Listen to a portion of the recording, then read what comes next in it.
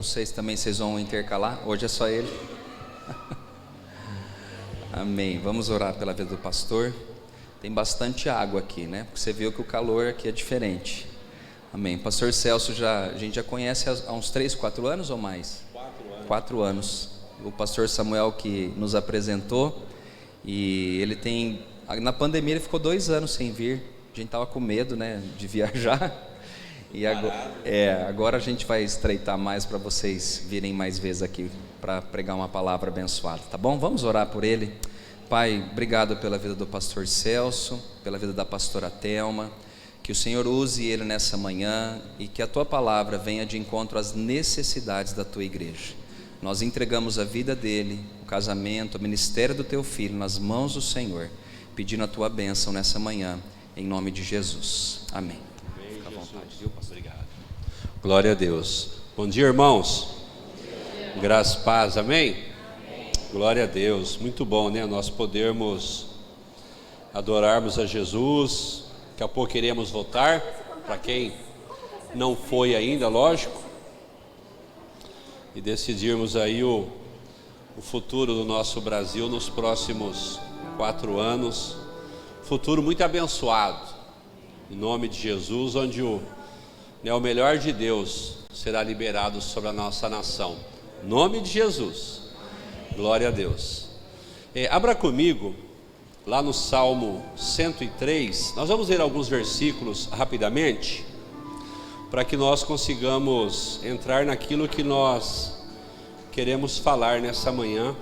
Salmos capítulo 103. Vamos ler apenas alguns versículos. Salmos capítulo 103. O salmista diz assim: bendiz a minha alma ao Senhor e todas as minhas entranhas, seu santo nome.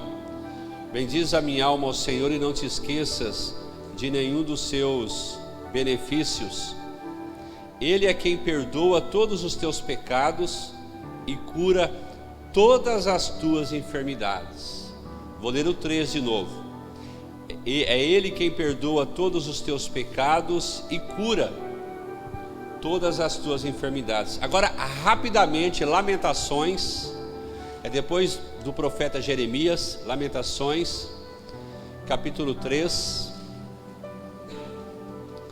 Lamentações do Jeremias, o homem que lamentava, que chorava, capítulo 3, versículos 22 e 23.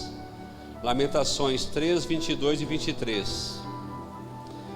A bondade do Senhor é a razão de não sermos consumidos, porque as suas misericórdias não têm fim, renovam-se plenamente a cada manhã. Grande é a tua fidelidade. Vou ler o 23 de novo. Renovam-se o que? As misericórdias do Senhor a cada manhã. Grande é a tua fidelidade. Graças a Deus por isso. E por último, Miqueias, capítulo 7. Profeta Miqueias. Esse é um pouquinho mais difícil de achar, mas a gente encontra. Miqueias, capítulo 7. Especialmente os versículos 18 e 19. Miqueias, capítulo 7. Quem é, pois, comparável a ti, ó Deus, que perdoas todos os pecados e não mais relembra a transgressão do remanescente da tua herança? Eis que tu não permaneces irado para sempre. Pelo contrário, teu prazer eterno é demonstrar o teu amor. De novo, terás compaixão de nós, pisarás as nossas malignidades e atirarás todos os nossos pecados nas profundezas do mar. Esses 3 textos que nós lemos em livros diferentes nos fala sobre bondade, compaixão, misericórdia, capacidade de Deus de manifestar perdão sobre as nossas vidas. E eu coloquei um título nessa mensagem que há lugar em Deus para um coração arrependido. A religião, irmãos, e o Brasil tem dentre uma das suas religiões, assim eles nos chamam, né, de religião. Nós não nos consideramos uma religião, nós nos consideramos cristãos, homens e mulheres que seguimos a palavra de Deus. Mas a religião, o qual eles incluem a chamada religião evangélica, ela por muito tempo, até por falta de um conhecimento real das Escrituras, ela nos seus ensinamentos, não por maldade, mas talvez realmente por uma clareza das Escrituras, colocava, em alguns casos ainda coloca, um certo jugo sobre os cristãos. E quando nós vamos para a palavra de Deus, nós vamos nos libertando de julgos religiosos que a religião, sem maldade, na maioria das vezes, acaba colocando sobre nós. Mas nenhuma religião, nenhuma inverdade sobrevive à verdade da palavra de Deus.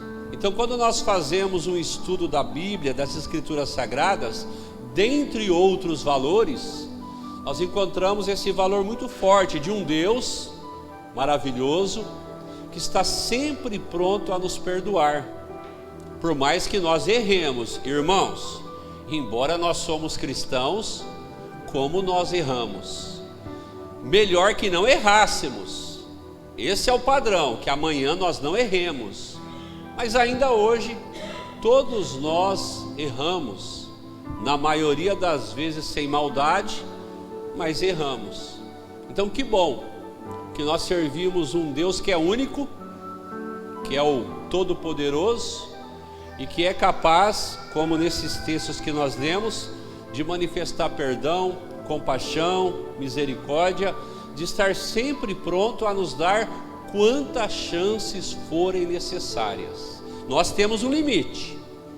Nós, seres humanos, talvez não tenhamos assim muita capacidade de dar muitas chances. Agora, Deus, quantas chances forem necessárias, enquanto um ser humano viver, seja ele quem for, no que diz respeito a Deus, Deus está pronto para dar uma nova chance e uma outra chance enquanto aquela pessoa viver. Cabe a essa pessoa aproveitar as oportunidades que Deus vai estar sempre dando. Então, colocado esses textos como alicerce, abra comigo em 2 Samuel, no capítulo 11, e aqui que nós vamos até onde o inimigo permitir o relógio, falarmos um pouco a respeito disso. 2 Samuel, capítulo 11. E aquela história do rei Davi, em que ele não estava no seu melhor dia. Tem esses dias, não tem? Que a gente não acorda na nossa melhor versão, vai dormir assim, ó, maravilhoso. Não sei o que aconteceu à noite, aí quando acordamos não estamos na nossa melhor versão. Parece que deu uma pane e o sistema não foi atualizado. Faltou alguma atualização do céu naquela noite e a gente acorda muitas vezes não no nosso melhor dia. O Davi aconteceu isso. Aquela manhã ele não acordou no seu melhor momento. E o texto vai dizer, eu vou ler alguns versículos, 2 Samuel capítulo 11. Na época da primavera, no tempo em que os reis costumavam sair para as batalhas, o rei Davi enviou Joabe e com ele os seus oficiais e todo o exército de Israel, e eles destruíram os amonitas e sitiaram Rabá. Entretanto, Davi permaneceu em Jerusalém. Um dia após o almoço, Davi levantou-se depois de ter dormido um pouco e foi passear no terraço do palácio real.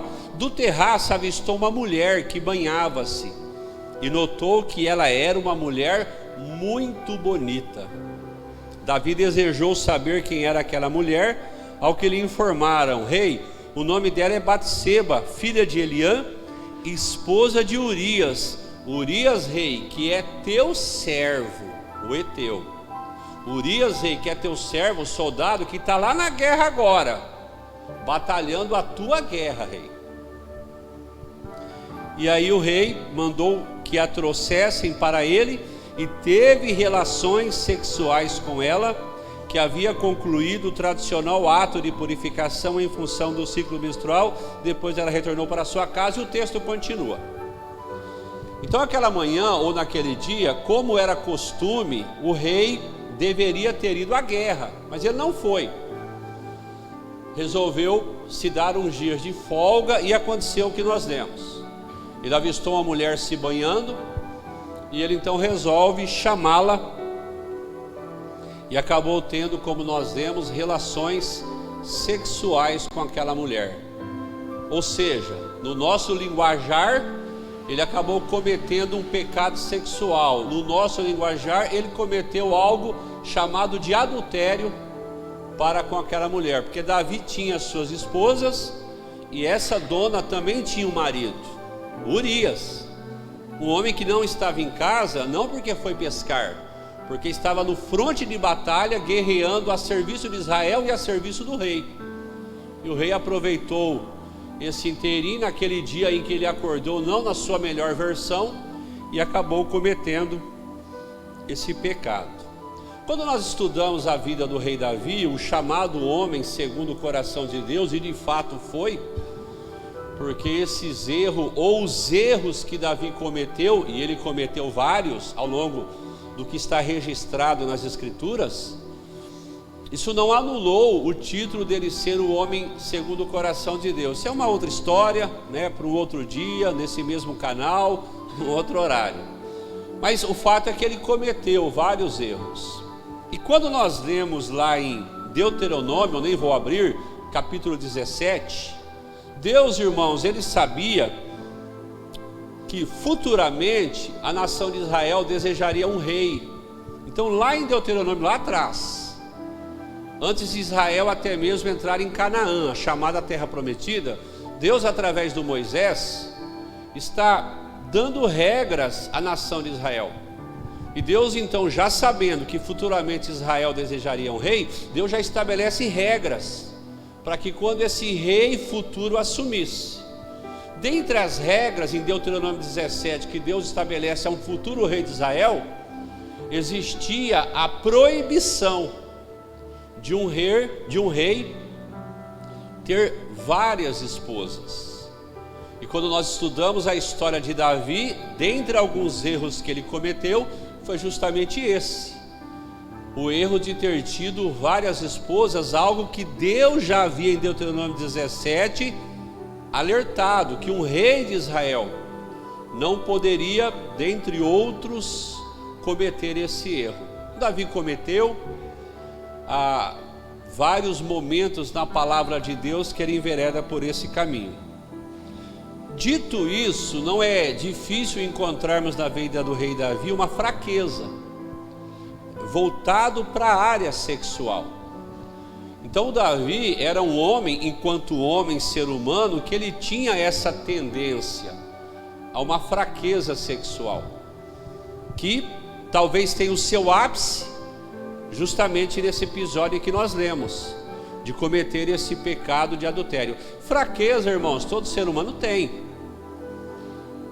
Alguns têm uma tendência para manifestar uma fraqueza maior pela área financeira, outros pela área sexual, outros pela incapacidade de caminhar debaixo de ordens, o que nós chamaríamos de uma tendência à rebeldia, a não aceitar comando sobre, aquele cara estupim curto, que fala assim, ó, eu não levo desaforo para casa não, em 10 anos eu estou na 30ª empresa, já falou muito, porque quis falar mais grosso comigo, eu já mando para casa do chapéu. Ou seja, uma inclinação, uma tendência muito forte a uma rebeldia, a não conseguir caminhar debaixo de comando, e a conversa continua.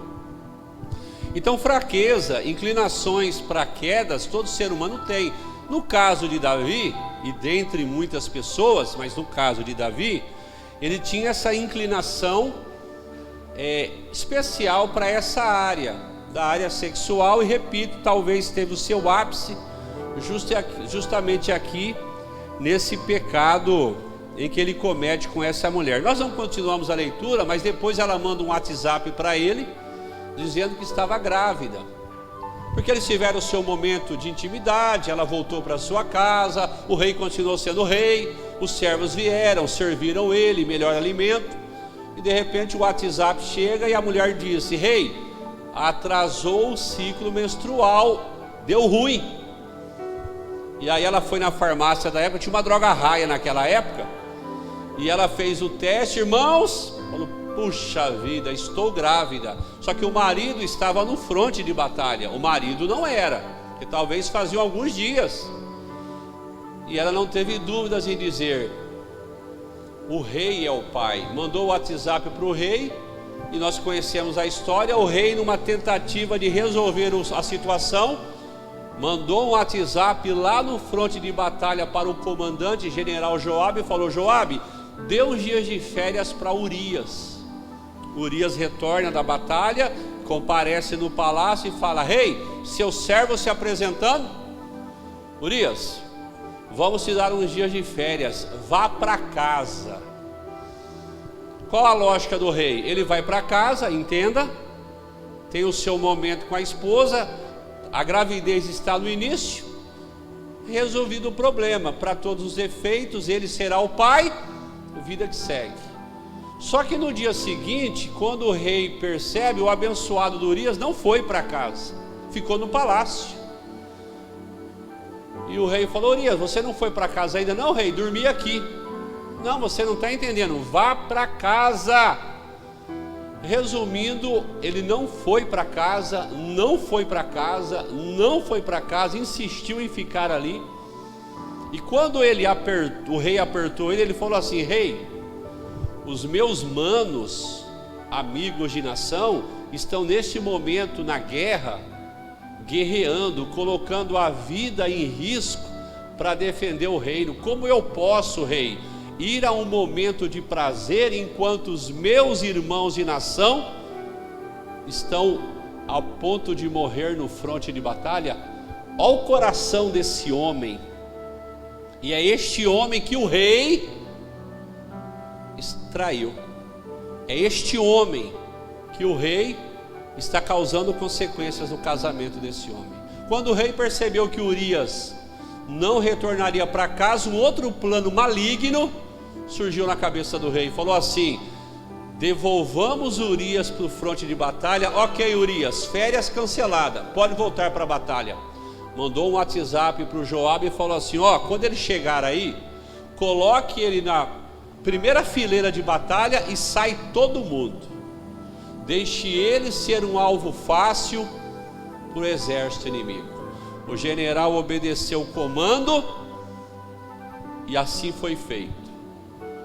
Quando as flechas do inimigo começaram a virem, Urias foi atingido e morreu. Mas além de Urias, a Bíblia vai dizer que algumas dezenas de soldados israelitas também morreram. Então agora nós temos um homem que comete um pecado de adultério, tem um plano maligno para tentar encobrir o seu pecado, não deu certo. Tem um segundo plano agora, que é tirar a vida do marido da mulher. Só que o mal foi pior que o rei planejou, porque além da vida do soldado, o marido da mulher, morre também algumas dezenas de soldados por conta disso. Pecado terrível, pecado, se é que pecado tem tamanho, pecado grandão. Aí o profeta foi acionado por Deus, no capítulo 12, o profeta é enviado por Deus até Davi. O profeta chega, fala, Davi, eu tenho um recado de Deus para você. O profeta inventa uma história, uma parábola, fala para o rei, rei, tinha um homem rico que tinha várias ovelhinhas em casa, e tinha um homem pobre que tinha só uma ovelha, só um animal. O rico recebeu hóspedes, e para não matar nenhum dos seus vários animais que tinha para alimentar os seus hóspedes, foi até a casa do pobre que só tinha um animal, e pega o animal do pobre para matar e oferecer como churrasco para os convidados que haviam chegado. E o Davi, quando ouviu essa parábola, falou assim para o profeta, que homem maligno, ele tinha vários animais em casa, em vez de matar um dos seus animais que não lhe faria falta nenhuma, foi pegar o único animal que o pobre tinha para oferecer esse animal como churrasco para os seus convidados. Que homem maligno, que homem injusto, esse homem merece a morte. E quando Davi tem esse impulso, o profeta fala: pois esse é o ponto, rei, tu és este homem. Ou seja, você tinha várias em casa e foi pegar a única. E aí o rei entendeu o recado do profeta. Isso mostra, irmãos, para nós que Deus vê tudo. Deus sabe detalhes das nossas vidas.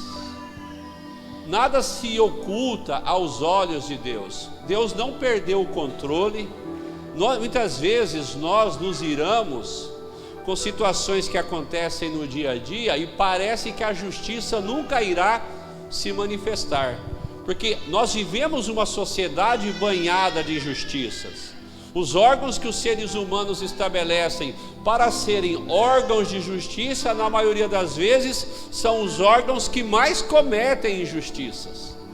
E muitas vezes isso gera em nós aquele sentimento de: puxa vida, será que o que é justo, será que a justiça nunca irá se manifestar? Só que Deus, que vê tudo, nunca perdeu o controle de nada.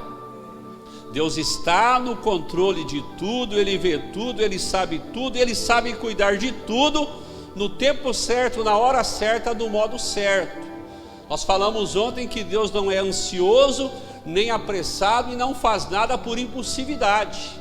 Deus está no controle, no comando e saberá fazer tudo do jeito que Ele assim o quis e determinou. Então Deus vê tudo, viu o erro que o rei cometeu, enviou o profeta caprichou no recado que Deus havia dito, e o rei entendeu a bobagem que ele havia feito. Esse pecado do rei, que agora foi repreendido pelo profeta, trouxe na vida de Davi algumas consequências. Quando você vai lendo o capítulo 12, capítulo 13, capítulo 14 de 2 Samuel, nós vamos vendo a infeliz tragédia que começa a ocorrer em Davi e a sua família, a sua descendência. Por exemplo, essa somatória de erros de Davi, adultério / mandante de assassinatos, traz como consequências na vida dele o pecado de incesto e o homicídio cometido por seu filho. Um dos filhos de Davi, um rapaz chamado Aminon, isso vai estar em 2 Samuel capítulo 13, esse rapaz desejou sexualmente a própria irmã. Eles eram irmãos apenas por parte de pai, filhos de Davi, mas com mães diferentes, irmãos. E esse Aminon desejou a sua irmã Tamar, se eu não me engano, Tamar o nome dela. E ele um dia, um amigo, outro irmão na verdade, falou assim: por que você está assim, triste? E ele falou: rapaz, eu estou assim porque eu estou apaixonado pela Tamar. E esse outro irmão falou assim: por que você não faz desse jeito? E ele falou: boa estratégia. Ele se fingiu de doente, o rei veio visitar, ele falou: pai, estou muito doentinho, gostaria que a Tamar cuidasse de mim, minha irmã. O rei, na inocência, ok, ela foi até onde o rapaz estava hospedado, começou a servi-lo, ele aproveitou a ocasião, agarrou-a à força e, no nosso linguajar, estrupou-a, teve relações sexuais contra a vontade dela, e após terminado, jogou-a para fora como se ela fosse algo descartável. Um monstro, uma atitude terrível, nojenta, deplorável. Agora, isso está acontecendo na família de Davi por um acaso? Não. A semente para que essa situação horrível começasse a acontecer, começa quando Davi, naquela manhã, acorda no seu não melhor momento, na sua não melhor versão, e acaba enveredando pelo caminho do pecado sexual gravíssimo, dentre outros. Então agora nós temos um filho na família de Davi, fazendo algo terrível com a própria irmã. Por causa disso, o outro irmão dele, que era irmão da Tamar, por parte da mesma mãe, projetou no seu coração vingar a sua irmã, e foi o que aconteceu. Então agora Davi colhe na sua família um filho que abusa sexualmente de uma filha, e futuramente ele tem um outro filho que, para vingar essa irmã, assassina, mata o seu próprio irmão. Irmãos, parece Brasil Urgente, parece Cidade Alerta, parece um programa de tragédia, mas é a infeliz situação que Davi está colhendo na sua família por conta dos erros que ele havia cometido. Continuando, nós estamos aqui no modo acelerado. O Davi futuramente foi ferido na sua honra, porque um dos seus filhos, chamado Absalão, que foi justamente quem acabou matando Aminon, que havia abusado sexualmente de Tamar, esse Absalão lá na frente, ele se rebela contra o próprio pai, o rei Davi, e ele dá um golpe de estado no reino. Ele toma o governo do pai à força. Quando o pai fica sabendo que Absalão está dando um golpe de estado, o pai, numa atitude de não confrontar o próprio filho, resolve fugir com a sua comitiva, deixando o palácio à mercê para que Absalão tomasse posse. E lá no capítulo 12, quando o profeta havia repreendido Davi por conta do seu pecado sexual, o profeta havia liberado uma sentença que futuramente o rei seria humilhado, e que alguém manteria relação sexual com as concubinas do rei aos olhos de toda a nação. Quando o rei foge do palácio, as suas concubinas ficam para trás. E quando Absalão chega no palácio, alguém fala assim: Absalão, quer desonrar ainda mais o seu pai? Quer humilhá-lo ainda mais publicamente? Por que você não se deita com as concubinas dele? E a Bíblia vai dizer que foi estendido uma espécie de tenda, a Globo filmando, a CNN filmando, a Jovem Pan filmando, pessoas que não faziam, alguns populares, como se diz, filmando com os seus celulares. E a Bíblia vai dizer que uma a uma Absalão foi se deitando com as concubinas do seu pai, uma humilhação pública nacional.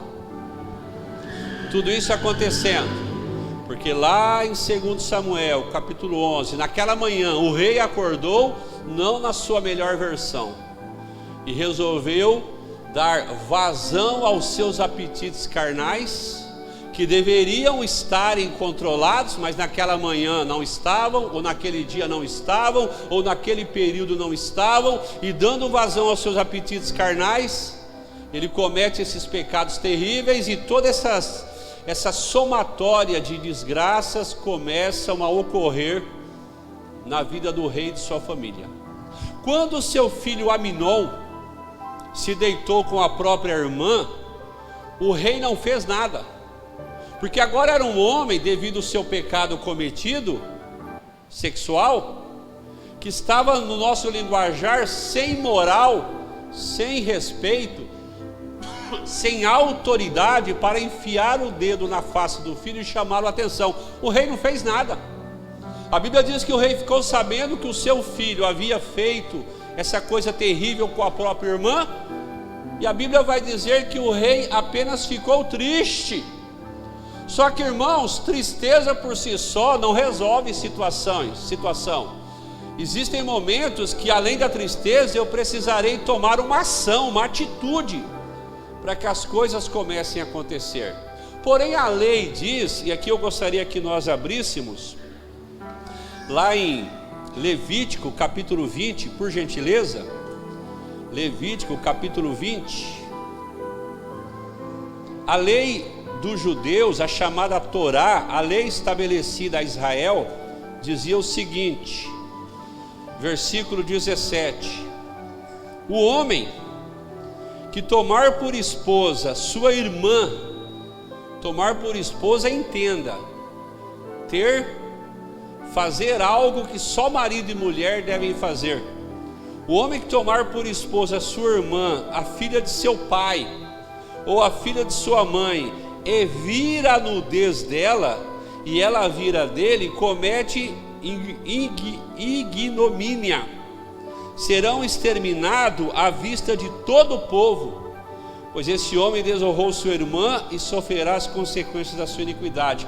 Davi deveria, por mais difícil que fosse fazer isso, ao saber que o seu filho havia abusado da sua irmã, ter feito isso aqui, irmãos, ter separado o menino para que ocorresse o que está escrito aqui: ser exterminado, essa parte do corpo para baixo da terra, apenas essa parte para cima, e apedrejamento, até que o último respiro de vida fosse dado. Assim determinava a lei. Mas o rei não fez nada, o rei não tomou atitude nenhuma. E sempre que nós, irmãos, independente da situação, deixamos de agir e de fazer o certo, nós estamos abrindo legalidade, abrindo portas para que outras coisas terríveis também comecem a acontecer. Existem momentos que não será fácil tomarmos ações. Existem momentos na nossa vida, na nossa família, na igreja, no ministério, na empresa, em tudo que nos envolve. Existem situações que sim, não será fácil tomarmos uma atitude. Mas, irmãos, ou tomamos a atitude e fazemos o que é certo, do jeito certo, ou corremos o risco amanhã do fato de nós não termos agido ser a semente que poderá amanhã ser a semente que fará com que coisas piores comecem a acontecerem. Então eu não posso deixar que a omissão, que o medo de agir, e todos nós às vezes passamos por isso, não podemos deixar que o medo de agirmos façam com que amanhã, irmãos, colhamos situações mais desagradáveis. O rei deveria ter agido, mas ele não agiu. Por que ele não agiu? Porque agora, moralmente, por conta dos seus erros, o rei estava sem autoridade. Como que eu vou chamar a atenção do meu filho, que acabou de se manifestar com uma coisa terrível com a própria irmã, sendo que eu, que moral que eu tenho, que respeito que eu tenho, sendo que eu fiz o que fiz com aquela mulher, e para piorar, sou o culpado, por conta do marido dela e de mais algumas dezenas de soldados terem morrido no fronte de batalha. Então o rei, por conta dos seus erros, ele está agora colhendo algumas situações muito desagradáveis na sua vida. Agora, Brasil urgente passado, um homem nesse nível, uma situação nesse nível de erro, de pecados que estão trazendo consequências terríveis, poderiam trazer para nós a imagem de como que pode o Davi, sabendo de tudo isso que ele fez e de tudo que ele colhe como consequências, como pode esse homem ser rotulado por Deus como homem segundo o meu coração? Só que quando você estuda a vida de Davi, apesar dos seus erros, que foram muitos, nós estamos falando de alguns, você encontra em Davi qualidades que talvez sobressaiam sobre os erros terríveis que ele cometeu. Tem uma mensagem que eu falo de 16 características bíblicas que fizeram do Davi o homem segundo o coração de Deus. E aqui rapidamente eu estou falando de uma e vou falar de uma, que é justamente o caminho que todos nós temos quando erramos. Em nome de Jesus, jamais nesse nível, que aqui é nível top, aqui é nível alto de erro, mas independente do tamanho ou da gravidade dos erros que nós cometamos ao longo da vida, existe um caminho que todos nós podemos trilhar. E esse é o caminho que Davi trilha e que nos traz o porquê, em uma característica dentre outras, que ele foi o homem segundo o coração de Deus. Quando nós abrimos o Salmo 51, nós vemos o que o Davi fez após ser jogado na face dele a gravidade dos pecados que ele havia cometido. A ficha caiu no linguajar antigo. A gente fala a ficha caiu, a rapaziada nova hoje nem entende o que é isso, né? É uma expressão porque antigamente a gente colocava a fichinha no orelhão e a ficha caía. A rapaziada nova hoje fala assim, a ficha caiu? O que isso quer dizer? Então, caía, ou você colocava outra, ou a ligação seria interrompida. Então a ficha caiu. O rei percebeu a gravidade do que ele havia cometido. Só que nesse momento, irmãos, ele não desviou, ele não abandonou a igreja. Porque hoje às vezes você vai no boteco do seu José e vê aquele ex-irmão tomando uma cervejinha. Está lá tomando uma Skol. Fala o nome de uma, irmão. Não, o nome de uma, Emerson, fala o nome de uma aí. Skol. Não lembra? Graças a Deus.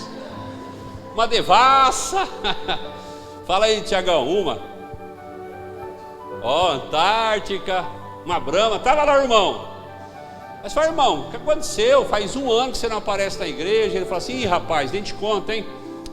Andei fazendo umas coisas erradas aí, desanimei. O Davi não, ele não abandonou a igreja, ele não parou de ir nos cultos, ele não deixou de dizimar. Irmãos, erros gravíssimos. O homem caprichou. Falou, já que eu vou me sujar de gosto. Só que nada disso fez ele abandonar o culto, não deixou de ir no acampamento de carnaval por causa disso. O que ele fez, irmãos? Correu para o lugar que todos nós deveríamos correr, no acerto ou no erro, para a presença de Deus. Irmãos, quando eu conheço Deus, no erro, melhor no acerto, mas no erro ou no acerto, eu sei que lá é o meu lugar.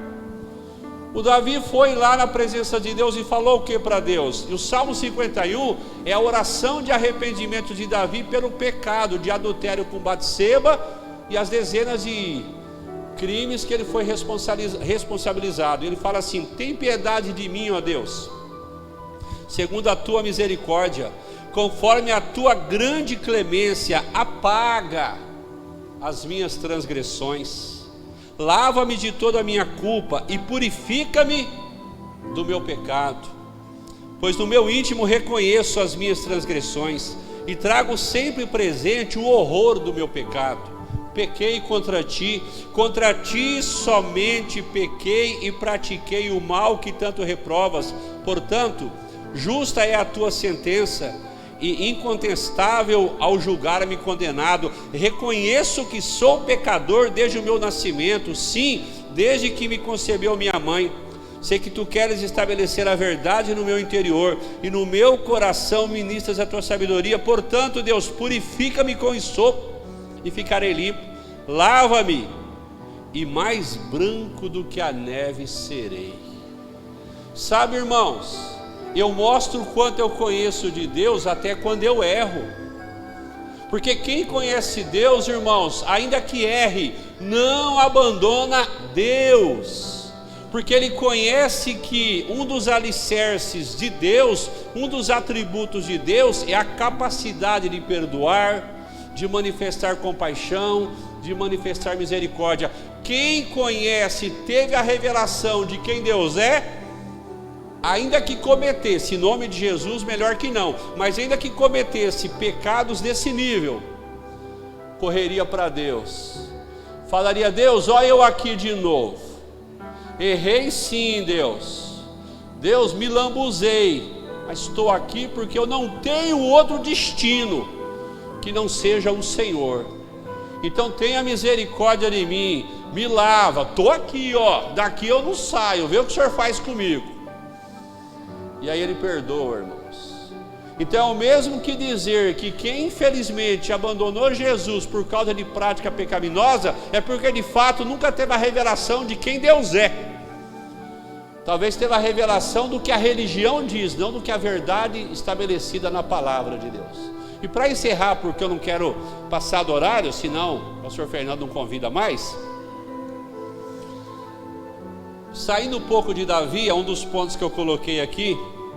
A questão não é o quanto erramos, e sim o quanto somos capazes de consertar. Eu falei ontem que tem um dos pais da igreja que ensina que a santidade, ela não é caracterizada pela ausência de sujeira, mas pela capacidade que eu tenho de me lavar todas as vezes que eu me sujo. Porque por mais que o Emerson acordou de manhã, pôs uma roupa de enfermeiro, branquinha, casado, a esposa falou assim: Emerson, não suje essa roupa. Por mais que ele tomou cuidado, ele foi para o shopping, ele agiu, interagiu, quando ele chegar em casa à noite, por mais que ele tomou cuidado, alguma sujeirinha vai ter na roupa toda branca dele. Assim somos nós, irmãos. Por mais que tomemos cuidado, e devemos tomar cuidado, para que a sujeira, o pecado não nos pegue, alguma coisinha, algum resquício acaba pegando. E o que eu faço? Corro para o banheiro, para o chuveiro, entenda, a presença de Deus, e tomo um banhão, e o sangue de Jesus, a palavra de Deus, a presença do meu Deus, me lava, me limpa, me purifica. Quem conhece Deus, quem tem a revelação da verdade de Deus, nunca vai abandoná-lo, porque sabe que se errar, não vou correr dele, vou correr para ele. Lá atrás, para encerrar, Jesus falou assim para Pedro, falou: Pedro, você está avisado, rapaziada, vocês estão avisados que logo, logo eu vou ir, vou passar pela cruz, e talvez vocês irão me negar. Pedro falou assim: jamais, eles podem ser, esse bando aí de frouxo, eu não, Jesus, eu sou Pedrão. Senhor, jamais te negarei, e estou pronto até mesmo a morrer por ti. Jesus falou: legal, não deu outra, né, irmãos? O que Pedro fez? Negou Jesus. Jesus foi crucificado, ressuscitou dos mortos. Chega no Evangelho de João capítulo 21, Pedro, talvez inseguro, incerto, com dúvidas, porque agora Jesus havia sido crucificado, Jesus havia morrido numa cruz, o Messias se foi, e ele resolve pescar, voltar à mesma prática de antes de Jesus aparecer na vida dele. E dos 7 apóstolos, Pedro com mais 6 foram pescar. Pedro exercia uma liderança sobre a galera. Lá estava Pedro fazendo agora novamente o que ele fazia antes de Cristo. Jesus aparece ali já ressuscitado, corpo glorificado, eles estão pescando, e aí eles percebem que é Jesus, sai da água, vem ao encontro de Jesus. Jesus fala: e aí, pescaram? Nada, não pegamos nada. Jesus fala assim: ó, faz o seguinte, lança o trem ali que ali tem peixe. Eles nem questionam, quem nunca assim que eles questionaram na primeira vez. E lá eles viram que obedecer Jesus funciona. Agora nem questionaram. Jesus falou: lança a rede, ok, lançaram, pesca maravilhosa, um monte de peixe. E aí Jesus já tinha feito uma churrasqueira ali pronta, já tinha um peixinho. E aí Jesus começa a interagir com Pedro. Irmãos, no grego, os entendidos dizem que a palavra amor no grego, existem algumas palavras em grego que definem amor. Na nossa Bíblia em português está tudo amor, amor, amor, amor, amor. Mas no grego, pelo menos 4 palavras são usadas para definir amor. Aí você me perdoe a minha pronúncia grega, viu? O malemar fala o português. Existe o eros, que se refere ao amor erótico. Existe o filéu, se é assim que se pronuncia, que tem a ver com a filantropia, o amor que me leva a ajudar o próximo ser humano, independente de quem ele seja. Existe o storge, que é o amor familiar, que é o amor de pai para com filho, de esposo para com esposa e assim por diante. Existe o ágape, que é o amor de Deus, o amor incondicional, o amor sacrificial. Lá atrás o Pedro havia dito, antes de negar Jesus, eu jamais te negarei, eu sou capaz de morrer por amor a ti. Eu amo esse povo mais do que o Senhor. Agora, tempo passado, Jesus vai interagir com Pedro. Enquanto Pedro está saboreando um peixinho, Jesus por 3 vezes pergunta para Pedro se Pedro o ama. Só que quando nós vemos a nossa Bíblia em português, é tudo amo, porque está em português, mas no chamado original grego, a primeira vez que Jesus pergunta: Pedro, tu me amas? Jesus usa a palavra ágape, que tem a ver com o amor sacrificial. Jesus está dizendo o seguinte: Pedro, tu me amas, tu me ágapes, tu me amas com amor sacrificial, tu me amas mais do que todos, tu é capaz de morrer por amor a mim? E na nossa Bíblia em português, Pedro responde: amo. Mas no original, Pedro respondeu assim: Senhor, eu fileu, eu gosto do Senhor, eu não te amo com aquele amor, sabe? Eu gosto. Na segunda vez, Jesus pergunta novamente: Pedro, tu me ágapes? Tu me amas com amor sacrificial? Tu me amas ao ponto de morrer por amor a mim? Tu me ama mais do que todos? E novamente Pedro responde: Senhor, eu fileu, eu gosto do Senhor, eu amo, mas aquele amo, eu amo, um amo mais fraquinho. E aí na terceira vez Jesus fala: Pedro, tu me amas? Aí Jesus não usa a palavra ágape, Jesus usa a palavra fileu. Pedro, tu fileu, tu me amas, tu gostas de mim? E aí Pedro: Senhor, tu sabes que eu fileu, tu sabes que eu gosto de você. Por que Jesus está fazendo isso? Jesus está tirando o peso de acusação que estava sobre Pedro, porque Pedro havia dito lá atrás que jamais negaria Jesus, que ele amava tanto Jesus que era capaz de morrer por amor a ele. Jesus está deixando bem claro: Pedro, está na bênção, tranquilo, você disse que faria, mas eu sei que você nunca daria conta de fazê-lo. Então quando Jesus interage, e na última vez ele vai para o nível de Pedro: se você me amas, você gosta de mim, fileu, Jesus está deixando bem claro: Pedro, tudo bem, você jamais será capaz de me amar do jeito que você disse, ninguém será. Eu te amo com amor ágape, com amor incondicional, mas fique tranquilo, Pedro, está tudo certo, eu estou aqui te perdoando, te restaurando, fique tranquilo. Jesus está libertando Pedro do sentimento de culpa, do sentimento de acusação, de ter jurado de pé junto que faria algo que de fato ele nunca teria condição de fazê-lo, e assim somos nós. Quantas vezes, irmãos, o pregador capricha na pregação, faz o apelo, a gente vem à frente e fala: não, a partir de hoje vai ser diferente. Uma semana depois, conseguimos fazer nada daquilo que havíamos prometido para Deus. E está tudo bem, irmãos, porque Deus sabe que nós somos frágeis, Deus sabe que nós somos limitados. Acabamos de cantar uma canção, chuvas de perdão e graça de Deus sobre nós, porque é desse jeito. Sabe, irmãos, não tentemos impressionar Deus, procuremos sim pela graça fazermos o melhor para o nosso Deus, mas ainda que façamos o melhor que consigamos, nós nunca impressionaremos Deus, porque Ele sabe que nós somos frágeis e limitados, que nós precisamos nos lançar na presença de Deus e falarmos: Deus, eu preciso do Senhor, e somente com o Senhor é que eu darei conta de continuar, em nome de Jesus.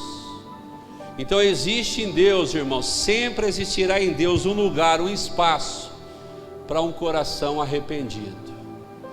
Nunca duvide de Deus. Talvez você está no seu melhor momento, está mais santo que Deus, que bênção. Daqui a pouco você ora por nós, em nome de Jesus. Ou talvez você está no momento: ai, só Deus sabe como que eu estou. Ok, Deus sabe.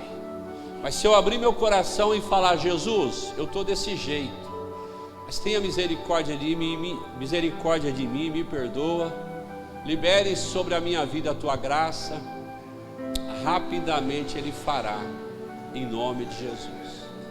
Quando você for confessar pecado, fale a verdade para Deus. Irmãos, a gente não pode querer engabelar a Deus. Às vezes a pessoa vai pedir perdão, ela fala assim: Senhor, eu acho que eu pequei. Não, Senhor, eu pequei e gostei, e estou afinzão de fazer de novo, mas tenha misericórdia de mim, eu não quero continuar nesse caminho, me perdoa, me dê a tua graça, me livra desse trem, em nome de Jesus. Aí quando há verdade, Ele libera a graça, Ele libera o perdão, Ele libera uma força, até para que eu resista às novas investidas que virão, em nome de Jesus.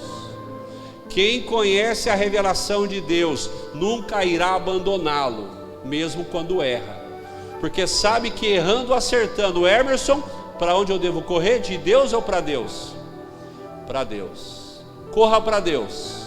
Errei, corra para Deus. Acertei, corra para Deus. Estou crentão, corra para Deus. Estou no momento pecador, corra para Deus, porque Ele sempre estará disponível para nos amar, para nos abençoar, para nos sustentar, em nome de Jesus. Pai, nós te agradecemos, muito obrigado, Deus, por esse momento, muito obrigado por essa manhã. Espírito Santo, o Senhor conhece a realidade de cada um de nós. Pai, aqui existem dentre nós níveis de pessoas. Alguns aqui já caminham contigo há mais tempo, outros caminham contigo há menos tempo. Alguns aqui já cresceram mais, outros ainda irão crescer. Mas independente disso, Deus, todos nós precisamos de Ti. Reconhecemos que é a Tua graça, e tão somente a Tua graça, quem nos fortalece, quem nos capacita a continuarmos Te servindo, a continuarmos Te amando, a continuarmos Te desejando. Senhor, tenha misericórdia de nós, e ainda bem que o Senhor tem. Muito obrigado porque o Senhor tem, muito obrigado porque o Senhor nos ama, muito obrigado porque o Senhor nos perdoa, muito obrigado porque o Senhor nos concede chances e mais chances e mais chances, quantas forem necessárias. Nós Te agradecemos por isso, e que o Senhor encha-nos da Tua graça, que o nosso coração se encha de desejo ainda mais por Ti, de Te amarmos ainda mais, de Te desejarmos ainda mais. Nós Te amamos, nós Te desejamos, nós Te damos toda a honra, toda a glória, toda a adoração. Tu és o nosso Deus, Tu és o nosso amado, nós Te amamos, nós Te amamos, nós Te amamos. Te desejamos, Espírito Santo. Te desejamos mais do que tudo nessa vida. Queremos a Tua presença, queremos aumentar a nossa comunhão contigo, descansarmos na Tua presença, usufruirmos do Teu colo maravilhoso. Te amamos, Te amamos, Te amamos, Te amamos, em nome de Jesus. Amém? Deus abençoe. Pastor Fernandão, obrigado, viu? Obrigado, Senhor. Amém. Muito bom. Pode ficar de pé, gente. Pode ficar aqui, nós vamos orar. Vem aqui, pastora, mais uma vez, por favor. Eu não vou falar nada porque Deus já falou tudo. Então a gente não tem que pregar 2, 3, 4 vezes, né? O recado está dado. Corra aos braços de Deus. Eu tinha muita dificuldade de entender o perdão de Deus. É difícil de entender, porque na nossa mente é assim: se a pastora Thelma errar mais uma vez comigo, eu não olho mais na cara dela. Deus não é assim. E eu tenho dificuldade para entender isso, porque não somos deuses, graças a Deus, né? Graças a Deus. Então entenda isso, Deus te ama, Ele deu o Filho dele por você, senão Ele não daria Jesus em nosso favor.